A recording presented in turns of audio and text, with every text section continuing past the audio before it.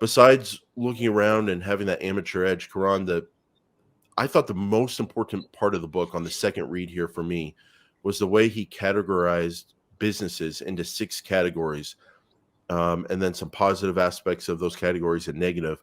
But why don't you walk us through those different categories, or we'll start off with slow growers, kind of explain what those are. I think let's just list all the 6 at one go.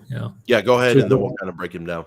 So yeah, this is key, like Peter Lynch. This is the first kind of thing that a lot of people think about when you say Peter Lynch, right? The 6 categories, at least people in the value investing space. So you've got the slow growers, the stalwarts, the fast growers, cyclicals, asset plays, and turnarounds. This is like the 6 categories that Peter Lynch has clearly defined. So one of the things that I found really interesting is kind of going through my own portfolio and like relating what are the slow growers, what are the stalwarts, what are the fast growers, cyclicals, asset plays, and am I missing something in my portfolio from this kind of framework? So is that something you found yourself also doing when you kind of went through this chapter in the book?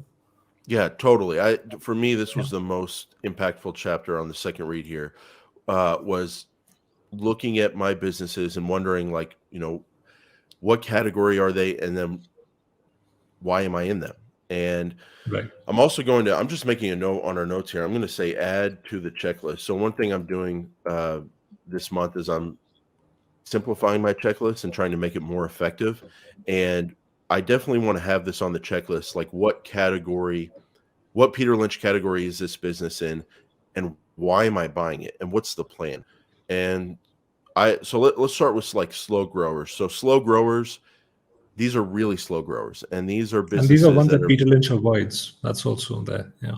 And one question I want to ask you is, like, would you ever find yourself in these? But just to define them a little bit, like when we say slow grower, I'm not thinking of like Coca-Cola. I'm more thinking of like a utility or something like Verizon, where everybody in the United States who has a cell phone either has like one of 3 companies, and there's not too much movement.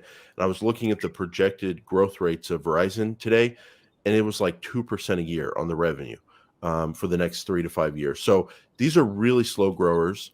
Another one that came to mind is like Colgate. If you look at that stock, it seems to me, my memories, it's pretty flat over time because everybody already buys it. There's not a lot of like runway there. Now that's the downside. There's not a lot of runway, and they already have their defined market, and they're not going to grow.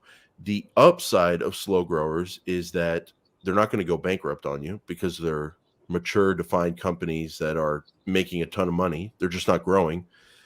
And the other upside can be the dividend. Verizon's dividend, as we record this, is something like 6% or something like that. Right. IBM, I think, has had a nice dividend. You wrote 3M and Johnson & Johnson in there. So slow growers, you can buy them for the dividends. Do you see yourself? I see that more in the stalwarts, but like with the slow growers, one thing I've noticed is that it's those companies that are kind of spinning off parts of the business. Like if you look at IBM, they're doing that. Johnson & Johnson, they're doing that. Right. So I found that one way to kind of identify the slow growers are the businesses that are going to be in trouble within the next few years, but maybe their investors aren't noticing it because they're getting that dividend.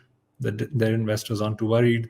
Maybe they don't know how to read a financial statement. That's why they've picked Johnson & Johnson just because it's a safe stock, right? People have said or it's over 100 years. Been in their family for 50 years. That too.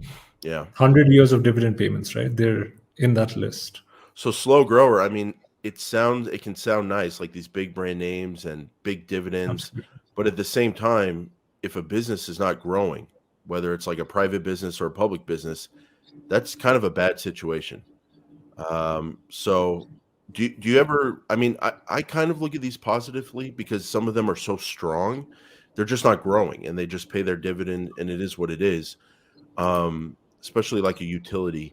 Do you ever see yourself focusing on these or owning these, or what are your thoughts on slow growers for you? Yeah, so on slow growers, I think back in the time of Peter Lynch, maybe ETFs were not a thing, right? But now you've got these ETFs, these dividend ETFs that kind of hold these basket of slow growers and stalwarts. So like if that's all you're looking for, you just want that nice dividend income of 3-4%, you've got like high yield dividend ETFs. Get one of those, don't have to think about it, and it just keeps paying that stable dividend, you get your income. So I don't think slow growth is a topic that a lot of people who pick stocks should really focus on. I think there's a lot more that you can do in the market. Yeah, I mean, for me, I don't focus on them too much, but I am attracted to their moats. I'm attracted to their strength. And every now and then, like when I'm flipping through Value Line, something does Right. appear to be somewhat just oddly cheap. And like one thing that comes to mind right now is Verizon. Um, it's paying that like 6 or 7% dividend. The dividend used to be 3 or 4%, but the stock price has come down. Why has the stock price come down? It just doesn't, it seems a little bit off to me. So like I like paying attention to them just in case there's a random drop in the stock price and you can get into something safe and have a comeback there. And also if there's ever like a serious market crash, I like to keep my eye on it.